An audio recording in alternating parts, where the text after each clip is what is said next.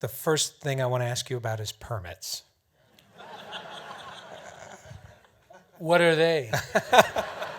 No, the only thing we had permits for were to shoot on the elevated train. And the way we got that was we went to see the head of the Transit Authority in New York. And he was not the head, he was the head of public relations. And we went to him, my producer and I, and we told him what we wanted to do.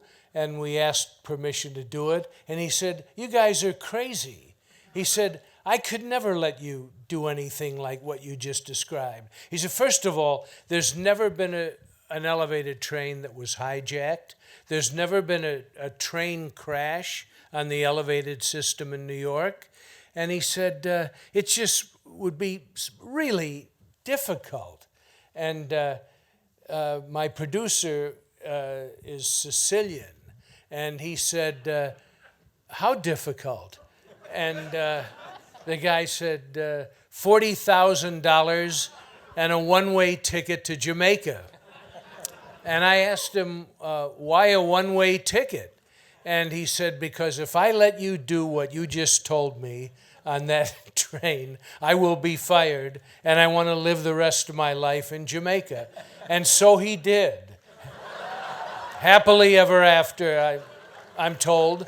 But we obviously didn't have $40,000 in the budget. The budget of the film was $1.5 million, and I went $300,000 over, partly because of bribes like that. Which is why in my introduction I said it just can't be done legally. You'll never be able to make this movie again.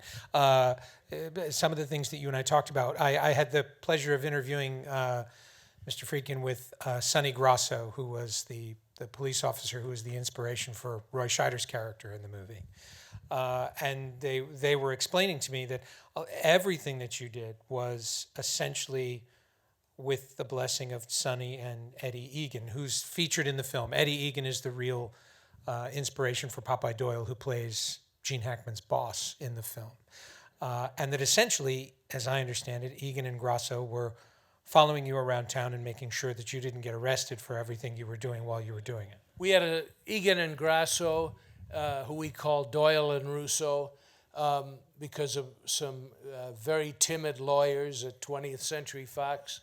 We had their rights, but we still had to change their names and change the names of the bad guys. But I think what Sonny told you is probably true.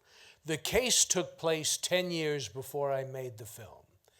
And the case took part over a 10-month period. And the movie runs 100 minutes. And I think you asked Sonny how accurate was the film. Yes. And he said about 95% accurate. And what he meant by that was the film is an impression of what happened in those 10 months, an impression done in 100 minutes. The only things that did not happen in the case were the chase scene. I felt we needed that or we would have nothing but a police surveillance picture. And police surveillance is like watching paint dry. It is so boring. Or I must point out you have about 70 minutes of that in your movie. Police surveillance. It doesn't seem to ever get boring. Well, but so we knew we needed to have a chase, but I wasn't sure until a couple of weeks before we started shooting what that chase was going to be.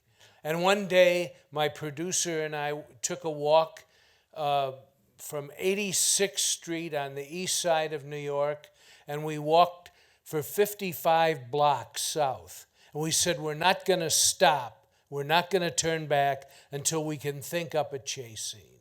And we heard the subway rumbling beneath our feet. We saw the smoke rising from the streets, all this traffic, crowds of people that make up New York everywhere. And we started to improvise the chase. And that's what we shot. You and I spoke about the genesis of the car chase, and it's the signature sequence of the movie, obviously. The stunt man who was doing a lot of driving in the sequence is the guy who plays the FBI agent in the film. Yeah. His name again? Bill Hickman. Bill Hickman. And Bill Hickman, if you're really obsessive like I am, you'll notice that Bill Hickman is also the driver in Bullet, and he's also the driver in the 7 Ups with Roy Scheider. If you've never seen it, it's another great car chase from your producer. Yeah. That you talk to me a little bit about the conversation that led to some of the key shots in that sequence. Well, I didn't storyboard this chase. I didn't write it down. It wasn't in any script. But we went to various locations. There's a guy named Fat Thomas who gets credit on the screen at the end as location manager.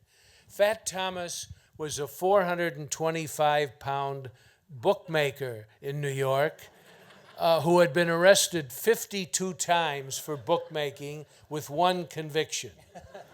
But he knew New York like the back of his hand. And he took me around and showed me all these areas around the area that I got permission to film the chase. It was the Stillwell Avenue line, which at Bay 50th Street, which is just a few blocks from Coney Island in Brooklyn. And Fat Thomas took me to that area and showed me all around, and I chose the locations, most of them under the L tracks that were there, and then other ones that I had also seen that weren't in that area that I just sort of threw in. And I would take the crew to all of these locations about a week before we started the picture. And then we talked about what could happen. And we made some notes, and then we just went out and did it. And there were a lot of accidents that occurred. We had no permits to shoot the chase, none. We had no permits from the city to be on the streets at all. But I had these off-duty cops with me. And so if anything went sour, they would just show a badge and the problems would go away. But we had no permission to do anything that you see. But anyway, when we finished shooting everything that I had planned, I was looking at the rushes, and I thought that it was not very good. I thought it was pretty lame stuff. And one day, when we were supposedly finished, Bill Hickman and I went to a bar downtown and had a drink, and he said to me, well, boss, you know, he was about 15 years older than me, but he called me boss. He said, what do you think of the chase we shot? And I said, Bill, I don't think we've got it. I think it's not very good. And, you know, it's not your fault. It's basically not as exciting as I would have hoped. And he said, all right. He said, put the car out there under the L tracks tomorrow morning at 8 o'clock. And you get in the car with me, and I'll show you some driving. So we were going to shoot somewhere else that day, but I went to the production manager, and I said, let's put the car out on under the Stillwell Avenue tracks. And we mounted one camera on the bumper of the car. I operated the camera over Bill Hickman's shoulder because both Owen Roisman and Ricky Bravo were married with children. And I was not at the time. And we had another camera mounted in the passenger seat, and that was it. And Bill Hickman then drove 26 blocks through city traffic at 90 miles an hour. Now, there was no warning. There was a warning to pedestrians. We had a police gumball on the top of the car, a siren. And so we did have that, but we blew through 26 blocks of traffic without any clearances, no extras, and no permission. The only thing that was staged was the woman with the baby carriage, which was the easiest I would thing hope to so. shoot.